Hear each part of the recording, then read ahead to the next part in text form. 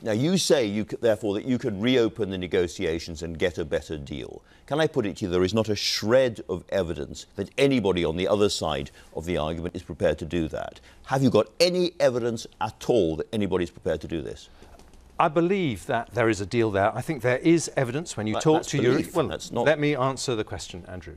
When you talk to European leaders, as I do, they want to solve this problem.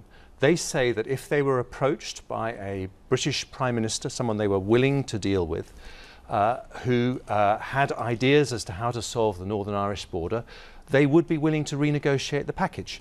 Now, I'm not saying that's going to be easy, but my point is simply this. If we are saying now that we're going to choose headlong a no-deal Brexit on the 31st of October, or an election, those are very stark choices. Are they the best for Britain? And I'm sitting here arguing that we can negotiate better choices and offer those to the British people. We are already at the nub of the argument. Can I ask you directly whether the French President Emmanuel Macron or Angela Merkel of Germany has ever said to you privately that they are prepared to reopen the withdrawal agreement? What they've said is they are prepared to look at the whole package, and, you know, in particular, they're prepared to look at whether you could get much more detail onto the future relationship. Potentially that could be legally binding, let's see, but much more detail so that you don't need a backstop. And I think the heart of the issue here is that we will not get... They have indicated to you they could reopen the backstop.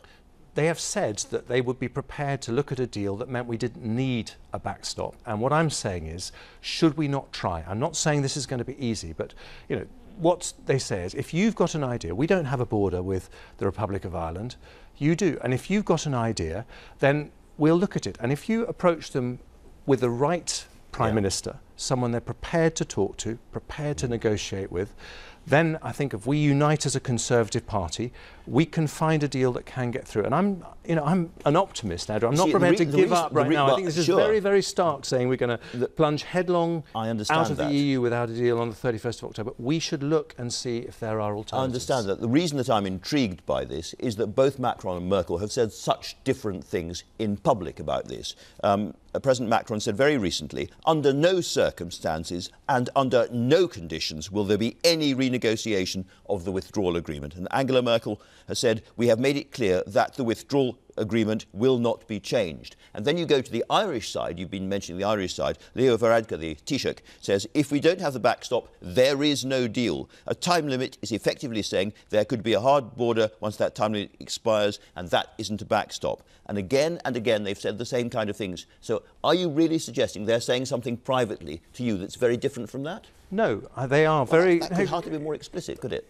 That is what they're saying, but they are also saying privately and indeed publicly that they will look at the package. And what I'm saying at this moment, when we have the chance to choose a Prime Minister who has been an entrepreneur and negotiator all his life, inside government and outside government, is this the moment to give up on getting a deal that we can get through the House of Commons? This is so important for our country. I don't pretend, and I would never pretend, that this is going to be easy, but nor is it impossible.